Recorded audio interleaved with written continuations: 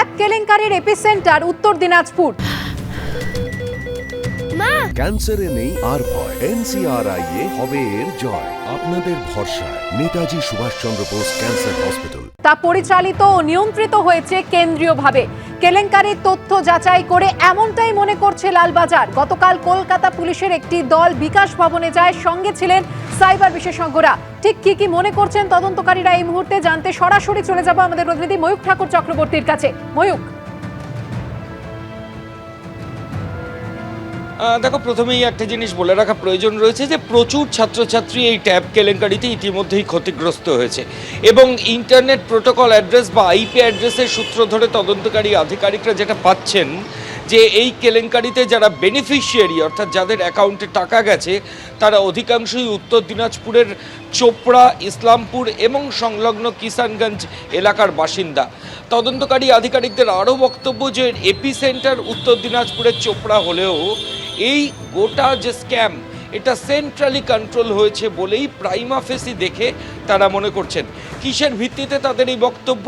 তদন্তকারী আধিকারিকরা যেটা বলছেন যে ট্যাবের ডিস্ট্রিবিউশনের যে ফ্লো চার্ট সেটা দেখে তারা যেটা বুঝছেন যে একদম নিচে এই ফ্লো চার্টের নিচে রয়েছেন যারা পড়ুয়া তার ওপরে রয়েছেন স্কুলের হেড অফ দ্য ইনস্টিটিউশন অর্থাৎ প্রিন্সিপাল বা স্কুলের হেডমাস্টার, তার ওপরে রয়েছেন শিক্ষা পরিদর্শক যিনি ডিআই, তার ওপরে রয়েছে বিকাশ ভবন অর্থাৎ রাজ্য শিক্ষার যেটা হেডকোয়ার্টার যেখান থেকে পরিচালিত হয়, এবং এই বিকাশ ভবনের ওপরে রয়েছে অর্থ দফতর ট্রেজারি যেখান থেকে টাকা ডিসবার্সমেন্ট হয়।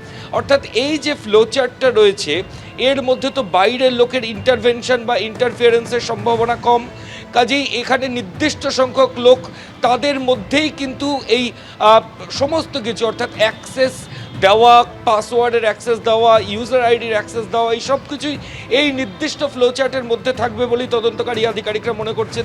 এবং তাদের এটাও বক্তব্য যে এই ফ্লোচার্টে বিকাশ ভবনে যে দফতর রয়েছে শিক্ষা দফতরের যে হেডকোয়ার্টার সেখানে যারা ডেটা এন্ট্রির কাজ করেন অর্থাৎ এই ওয়েবসাইটে যারা ইনপুট দেন, ওয়েবসাইট যারা ডেভেলপ করেন, যে এই যাবতীয় যে সমস্ত ইনসার্ট করার কাজগুলো যেগুলো রয়েছে সেগুলো পুলিশ আধিকারিকরা জানতে চাইছেন যে এটা কোনো আউটসোর্স করা আছে কিনা, অর্থাৎ এটা থার্ড পার্টি কোনো এজেন্সিকে দেওয়া রয়েছে কিনা।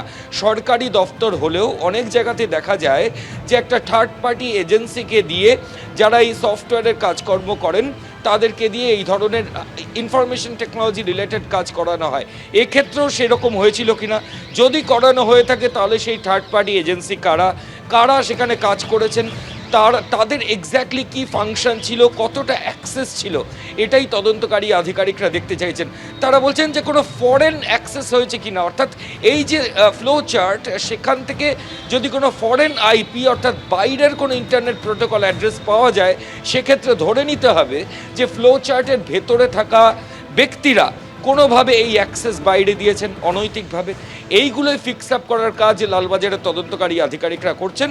গতকাল একটা টিম লালবাজারের স্পেশাল ইনভেস্টিগেশন টিমের তারা সাইবার ক্রাইমের অফিসারদের অ্যাকম্পানি করে তারা এসেছিলেন বিকাশ ভবনে, এসে তারা সংশ্লিষ্ট দফতরের আধিকারিকদের সঙ্গে কথা বলেছেন।